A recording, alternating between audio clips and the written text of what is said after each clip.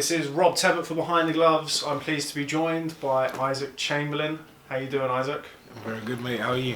I'm very well, thank you. Catching up with you for the first time since your loss to Lawrence Okolie at the weekend. Just wanted to gauge your feelings on the whole evening. Yeah, credit where credit's due. He did what he had to do is to win, even though it was scrappy and whatever, but, he did what he had to do to win. What do you make of the fight? Obviously, you've mentioned there that it was scrappy, wasn't the easiest fight to watch, I must say. Did it feel that way in the ring? Yeah, it kind of felt that way. I felt like I couldn't kind of get off. It was kind of hitting, then the hold. It was like the missing, and then the holding, and then the grappling. Kind of all of that was put into play. But we move on from that, and obviously I can learn from that definitely as well. Did Lawrence do anything in there that you weren't expecting? Not really. It was just awkward, a bit bigger. Big and awkward, and he obviously used that against me. Used his size against me. Big and holding, and all of the holding and the grappling and then pushing over, all of that stuff, all them, tactics. But we move on from that, and obviously I've learned. We're gonna learn on how to deal with that in the future. What were the tactics going into the fight? I mean, now the fight's over, I'm sure that you can be a little bit more forthcoming than you were before the fight. I mean, what were the tactics, and how were you unable to implement them? To move in with the punches, but obviously he's very rangy and like he's rangy and what's the word? Like, what's the word I'm looking for? Like awkward, that's the one. Just rangy and awkward, so you can't really gauge it because he's kind of like moving away, kind of long and rangy. So obviously it was a bit more difficult to do that. Do you know what I mean? But especially as obviously the slip in the first round, which was counted as a knockdown, and then everything else came on top of it, and then the deduction. I was like, do you know what I mean? So it's like I was not only fighting him. Do you know what I mean? Let's just stay with that because I know a lot of people were very surprised at the point deduction in the second round. Having watched the fight back, initially I thought the first round was a knockdown at first glance, being at ringside. Watching it back, it did appear that you slipped. What did you make of the referee in the fight? I kind of thought a bit more lenient towards letting Lawrence do whatever he wanted to do, but it's the referee, innit? If it's his point, then if he's more lenient to Lawrence, he's more lenient to Lawrence. I can't really do nothing about that. But it kind of felt like I was fighting two people in there. Do you know what I mean? If he deducted a point with Lawrence for holding, and then so he didn't hold as much, then we probably would have been seeing a more exciting fight, and it would have definitely lived up to the hype. But of course, credit where credit's due. He used what he had to do to win. Do you feel that with the start, because obviously this was a very hyped up fight, a lot of attention with you both topping the bill with less than 10 fights, do you feel that the start, so the knockdown that wasn't a knockdown, and then the point deduction, did that throw you for the rest of the fight? Did that affect you mentally in the fight? Yeah, it kind of threw me off. I was like, raw, they're all trying to plot against me, but I tried my best to dig deep and dig down and carry on, even though I wasn't really there. I wasn't really there, but I still tried to put in, obviously, the pressure of the crowd and all of that, and still having to push the fight and force the exchanges, but, the holding and all of that. But I tried to take that off and force the exchanges, but of course it wasn't happening, but, Was Lawrence better than you thought he would be? Sorry? Was Lawrence better than you thought he would be? No, we knew what he was going to come with, but obviously it was just the size difference, the difference in how awkward he was and his size. That was the only thing really, but we knew what he was going to come with. Let's just talk about the size, because I spoke to Adam Smith and Johnny Nelson after the fight, and they said that what we saw was a small cruiserweight against a medium-sized heavyweight. Did it feel that way in the ring? Yeah, of course it kind of felt that way, but in a fight it's obviously very different. It's very different in a fight, and obviously when the tactics and then the rounds start to go on, it kind of plays differently. But obviously, the way it was just the grappling, man. The grappling, and obviously that grappling, I don't know what he used it for, probably to sap my energy or whatever, but it was just excessive. You know, I really wanted to really get it going and excite the fans, but, you know, it happens.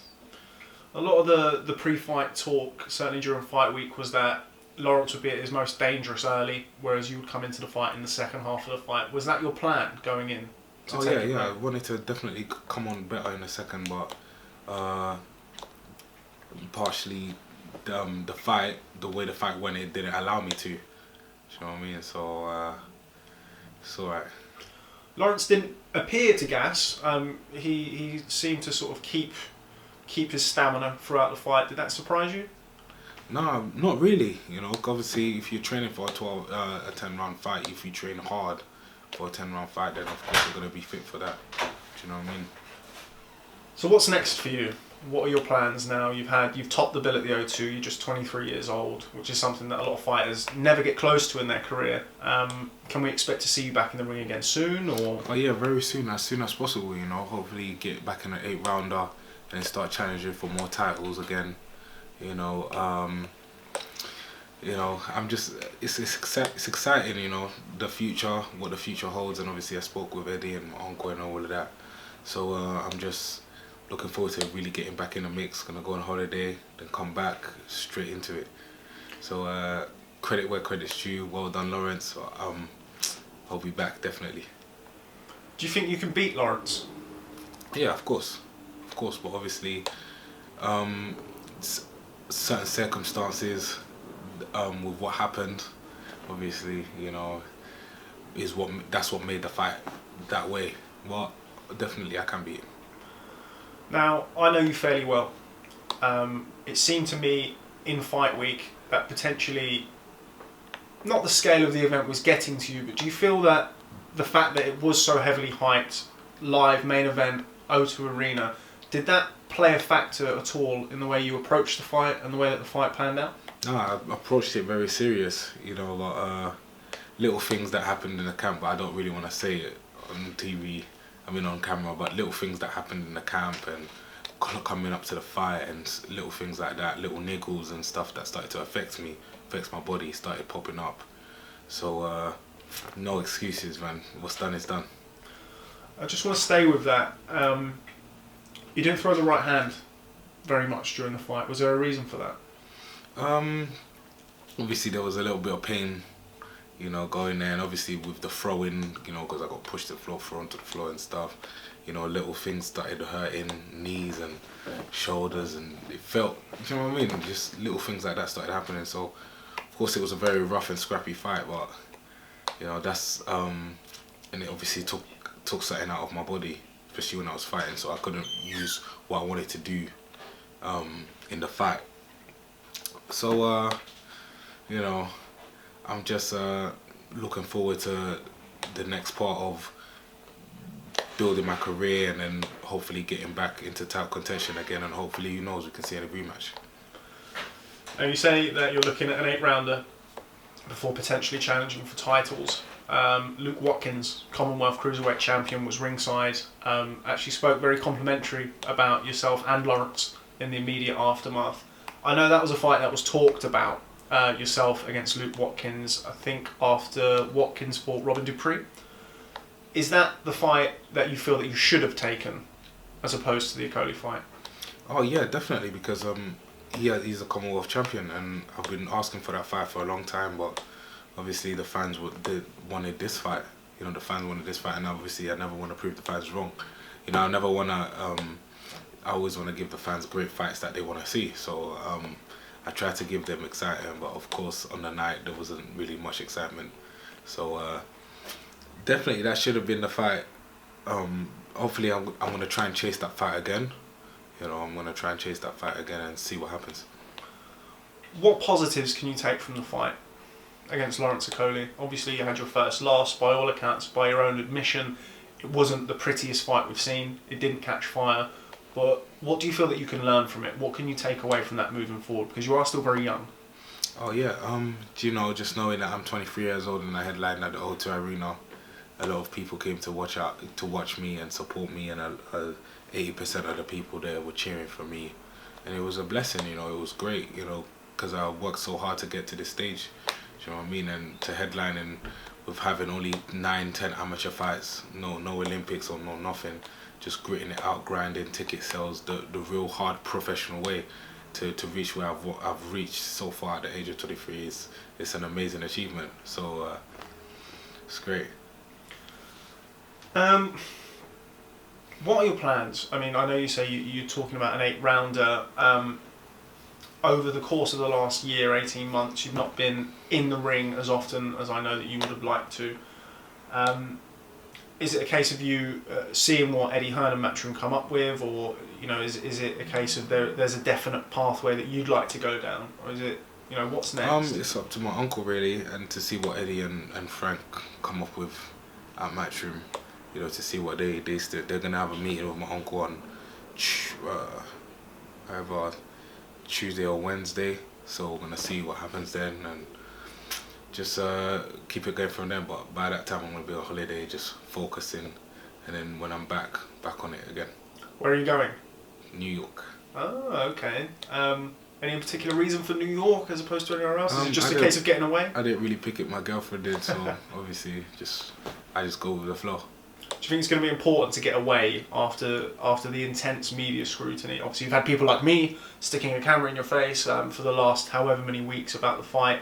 Are you looking forward to just getting away and unwinding and not thinking about boxing? Oh yeah, definitely. Because even Eddie said this fight boosted both of our careers so high, and all the time, every time, even when I was walking to Brixton, people stopped me and everything and congratulating me and saying, the guy just knows how to hold and blah, blah, all of that rubbish, so it's kind of good to kind of get away from it, because sometimes it gets a bit too much, when there's just always everything's hype. So it's kind of good to go to New York and it'll be great, like nobody recognize you and you just chilled out, you know what I mean? Did you struggle at all with the sort of the added media spotlight of the week? So, for example, the press conference, I know there was a lot of media there, more media than I've certainly seen for probably British title fights or some world title fights. Did that affect you at all? No, it didn't really affect me, because I realised it's just the media. It's nothing really. At the end of the day, it's two people fighting. It's just the media, so it didn't affect me. And when I spoke to Lawrence after the fight, he was very complimentary of you, gave you credit for showing heart and staying in there, also credited your boxing skills, particularly your left hand. With that in mind, what do you say about Lawrence in the immediate aftermath of the fight? From what can you take about him as a fighter? No, he's a very good, strong fighter. He used his strength and his power attributes to obviously try and wear me down and all of that. So I give him credit, because he's very awkward. Is like very awkward, especially with the way he punches. The rhythm of his punches is all very awkward. It's not like a normal boxer's rhythm. So obviously, I'll give him credit for that. Did you feel his power? Oh yeah, he hits hard, but it's not like devastating, scared. Nah, because I've tasted power before. It's a boxing game. You can deal with it. Do you feel like you hurt him at all in the fight? I think I hurt him. I think around the ninth round when I hit him with the left hook. Obviously, it's just all the mauling and the holding and the grappling, so you can't really see it. So of course, I don't know. It was kind of very uncomfortable just to deal with all the holding and stuff. Now, as I've touched upon before, there was such a massive media attention on the fight. Brixton against Hackney, British beef, blah blah blah. Now the fight is over and done with. I know Lawrence had some positive words to say about you. Is that how you feel? Is the British beef squashed, as it were? Will you move on and put that behind you? Oh yeah, but definitely I would like to definitely fight him again, of course. And avenge that loss. Just it's definitely in my sights in the future. But right now, just working on myself and improving every day. And as soon as I get back from this holiday, I'm back in the gym again.